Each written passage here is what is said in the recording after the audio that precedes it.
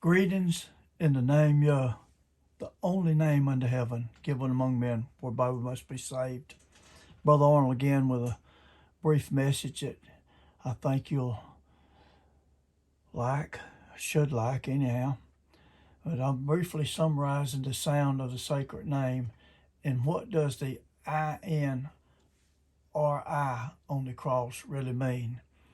A lot of relics and on caves and tombs and stuff. And if I have time to get to it, I don't like to make these long, make it real short. But this is something that I'm going to tell you that you don't even have to pray about, no more than you have to pray about John 3:16. This is something that you confess with your mouth. That is something that you believe in your heart. This has to do with obedience. It has to do with acknowledging or confessing the true name. You hear it, a name is a sound. I'll get right here that's how we distinguish one from another. And God raised favor up that the sound of his name would be declared in all the earth. And all the earth says, hallelujah. Hallelujah is a Hebrew word, means praise. And Yah, what does it mean? Well, that's his name. Not Yah or Ye or any other, but Yah. That's his name. And it's the sound of the Hebrew letters Yod, Hey, which equals our English letters YH. That's the same sound in English, pronounced Yah in every language on earth. And also many Israelites love the sound of the name of their God so much that they put it in many of their children's names, such as Isaiah. See, the I carries a Yah sound. A is silent there. Jeremiah, I-A-H. Obadiah, I-A-H. Nehemiah, I-A-H, etc. And names, all names, ended in I-A-H. And all of them makes the Yah sound because that's the name of their God, which is conclusively proven in the Greek New Testament. See the I-A-H and all the I-A in heaven where they're saying hallelujah. All that's Greek. It's a transliteration of the sound of his name, which is Yah, like in hallelujah. And in heaven it's alleluia. And it's the same sound that the Yod He makes in Hebrew. Same sound. And it's the YH in English, which all transliterates the Yah sound. And there's no way that the sound of the name of such a God that created heaven and earth could ever be forgotten, that no one knows 100% for sure what that sound is today. That's absurd. Look up the word absurd. It's just a powerful word, and that's absurd. Anyhow, his name didn't just evaporate from the earth. It's still here. And it'll be here. Be here at all us is gone if he tarries or whatever. But if no one knows his name, then no one can call on it. And the Bible says, if we call on his name, we will be saved. Joel 2:32, Romans 10:13, and Acts 2:21, which is an unconditional promise that you'll be saved. The sound of his name is memorialized in hallelujah, or I got hallelujah, but it's pronounced hallelujah, not Jah, and is handed down to us from our ancestors, and we have been hearing it all our lives in the prophets' names and many other biblical names ending in IAH or IA. Now just hold on, I'll get to my point in just a minute. That IA, I'm going to show you how powerful it is in proving something. If there's any question about is the IAH should be Yah or Yah. We're going to see what it is. But anyhow, it's hallelujah in heaven, Revelations 19, 1 through 6, where all the host of heaven is praising the one on his throne by his name, Yah. Remember, hallelujah means praise, just like in Hebrew, hallelujah means praise. But IAH and IA is Yah, the name that went in all the earth. Now, we see conclusive proof of the Greek New Testament that the sound of his name is transliterated. There's a difference between translate and transliterate. Translate, you translate the meaning of one word from one language to another. Transliterate is when you literally transliterate the sound of the letters into another language. That's why the IA in Greek makes a Yah sound, and just like our YH, the name of our letters is YH, it makes a Yah sound. But anyhow, it makes the same Yah sound as the Hebrew letters Yod, He. Our English letters YH, and every alphabet on earth has letters that makes the Yah sound. And that is why we hear hallelujah pronounced hallelujah the same in every language on earth, not to mention the hundreds of biblical names which has his name in theirs, which are all pronounced Yah. It's in all the earth also. That's in all the earth. Like Elijah, the prophet, Elijah. Eli means my God, and the Yod He or YH is pronounced Yah, Elijah the prophet. Now the IA at the end of hallelujah in heaven, pronounced hallelujah, even carries the Yah sound, as does the name of many people, states, and cities unto this day. States like California, ending in the IA, Philadelphia, IA, Pennsylvania, Virginia, IA, etc., and many other names ending in IA, showing you what that IA is Yah, not Yah. All right, we don't pronounce California, IA, California, or California like in Jehovah, or Yah like in Yahweh. But we pronounce it California, California, California. Again, he recorded the sound of his name in so many names and in the word hallelujah, so that it can never be lost or forgotten, as some suggest, Therefore, our great God and Savior's name has been there all the time, and we've been hearing it all our lives, but it's been hidden from us in simplicity. And the Bible says that in the last days his people shall know his name, and now his elect must confess the sound of his name and never deny it.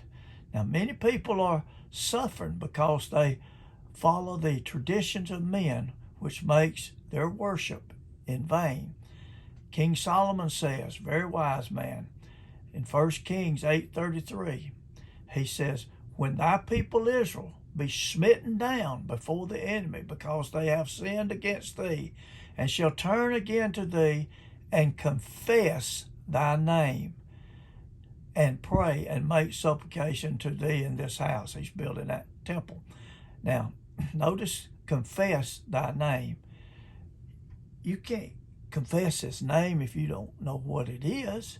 Remember, many believed in him but would not confess him, lest they put out of the synagogue. They'd be put out of the synagogue or the church. And the way we confess the true God is through his name. Because God's many, the Bible says, Lord's many. But a name separates him. Also remember that if we confess him, he will confess us. And if we deny him, he will deny us. And the way to deny him is through his name. Same as the way to confess him is through his name. Now, I know you don't want to be different than your church, your pastor, and your denomination, organization. People are more loyal to that, their denomination, their preacher, and everything, than they are the Word of God, and more loyal than the sound that they've been hearing all their lives. Their mom and daddy on both sides of the family has been saying it. It's the name of God. It goes all the way back when they leave in Egypt. He told Pharaoh that he said, Pharaoh, I'm going to put you right here in the cliff of the rocks, paraphrase, and I'm going to cause all my goodness to pass before you, Moses, and I'm going to proclaim my name to you. In other words, that word proclaim can mean pronounce. We know he told Moses how to pronounce it because Moses said, I'm going to publish the name, yeah. And anyhow, at the same breath, when he said, I'm going to pronounce my name to you, Moses, I'll have mercy on whom I have mercy. Connects it with mercy. If you don't know his name, Apostle Paul said, how you going to call on it? But anyhow, it's what's behind. When we deny his name or the sound of his name, we deny the one who is behind the name, which is the self-existing one, who causes everything to be. Because the name YH, pronounced Yah, is the self-existing one. There's no name higher than that. That's who he is, the self-existing one. People being tricked into denying the sound of his name. And as I said, a name is a sound. And when we deny the sound, we are denying his name, whether we want to believe it or not. We are doing that. People are worshiping in vain because of the traditions of men, and need to repent before it's everlasting too late. Psalms 91 clearly teach many blessings will be on those who know his name. He said, I'll set them on high. I'll protect them in every which way. And he said, I'm going to do it because they know my name. Well, if you don't know his name, you can't claim Psalms 91. You need to stop and go over and read it. There were 10 virgins, 5 wise and 5 foolish, the Bible teaches. The wise virgins was calling on and acknowledging and confessing the sound of his name. This is the oil they had in their vessels, and I'll show you here in a minute. And whosoever calls on the name, on his name, or calls on, will be saved. Joel 2:32, read it for yourself. Acts 2:21, etc. But not so with the foolish virgins who had no oil in their vessels. And we know that a very wise man said, and I'm going to tell you what said, that his name is as oil poured forth. Therefore do the virgins love him. That's in Song of Solomon 1, verse 3, King James Version. It says, because of thy savor of thy good ointments. Now that word ointments is oil. I'll show you in a minute. Thy name is as ointment, and that's oil. I'll show you in a minute. Poured forth. Therefore do the virgins love you. A lot of translations translates as oil. But the oil, now we know these foolish virgins didn't have the name because the Bible said whoever calls on his name, they going to get in. They going to be saved. It says it. It's an unconditional promise. But he said, how are they going to call on who they know? These virgins didn't have no oil. Many translations has oil instead of ointment, such as the American Standard Version, etc., which says, thine oil thy oils have a goodly fragrance. Thy name is as oil poured forth. Therefore do the virgins love thee. And that's in Psalm of Solomon 1:3. And it's also, you look up the Strong's 8081, and it has oil as one of the definitions for ointment. Here's what it says. There's the Greek word on, Greek and Hebrew word on, read it. It's from Hebrew 8080. It's got grease, liquid, as from the olive, often perfumed, fragrantly richness. Now, anointing, fat things, fruitful oil, etc., ointment, oil, and pine. Listen, you got pine oil, you got different kinds of oil, but his name is as oil, and these foolish virgins didn't have any. They didn't have his name. They couldn't get in. Many's going to come to him on Judgment Day and say, didn't we do this and that in your name? And he's going to say, depart from me, you that work iniquity, or you lawbreakers. I never knew you. They're falsifying his name. They're breaking the commandment. And they had no oil. They wouldn't acknowledge or confess his name. Now, many confessed him, but some wouldn't because they was worried about what the church is going to say. Well, I wouldn't worry about that. We're getting too close to the end. Listen, I don't believe God has any real questions unless they're rhetorical or some other reason, because, I could go into that. He has a lot of answers. Now, he might ask a rhetorical question, but dealing with, I don't know if I'm going to go into that acronym that was on the tree. The Bible says that his name was written in Hebrew, Greek, and Latin letters, and the King James got Jesus of Nazareth, King of the Jews. His name ain't Jesus. Nazareth is said the same, and his name would be said the same, but it ain't Jesus. It's an I, and that I makes that Y sound like it does in heaven. The A is silent. When you got two vowels together, when two vowels go walking, the first one does the talking. The A is silent. We know this. We know this is a Greek New Testament, and the I in the IAH is Y. Isaiah, Jeremiah, and so forth. His name is Yah. And in heaven it's Yah. And a lot of people say, well, Brother Arnold, it's Yahuda. It ain't no Yah, nothing. It's Yah. Huda, they jump over the Yod Hey, which is pronounced Yah. You can ask any child that ain't been prejudiced or biased and told it was Yah. They'll say, yeah, because they're looking at the sound. And he said, from out of the mouth of babes, he shall perfect praise. Now, they'll say it perfectly. They'll say, yeah, wah. Just put it there in front of them, and you'll see. There's some things hidden from the wise and prudent scholars and revealed unto babes.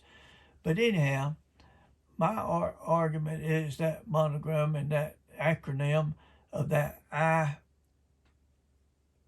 I-N-R-I is Yah, that's the I, the N-R of Nazareth, name of a city. See, the name of the city in his name would be said in the same in every language, just like hallelujah, said the same in every language.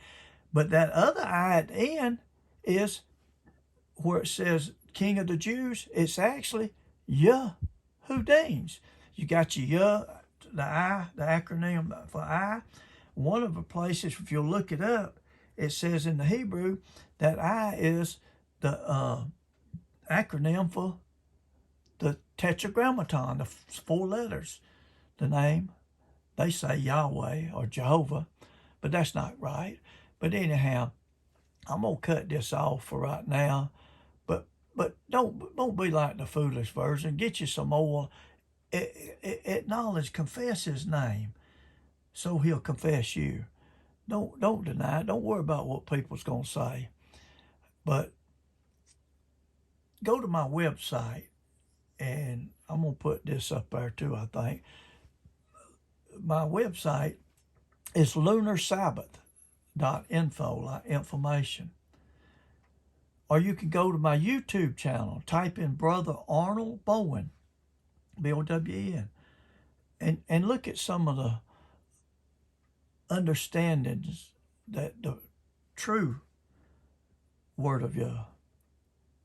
And I ain't doing away with the W-A-H, the W, but his name is Yah. He said Moses said to Yahweh, he said, they're going to ask me your name and who sent me. What do I tell them? He said, tell them that Yah sent you. Yah. And that's H-Y-H. That means the one that causes everything that is to be. He just says be and it is. The is the breath.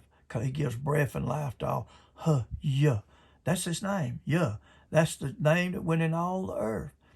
Anyhow, go. I got other videos on YouTube explaining a little more about it. But till next time, may Yah Almighty richly bless you. Shalom.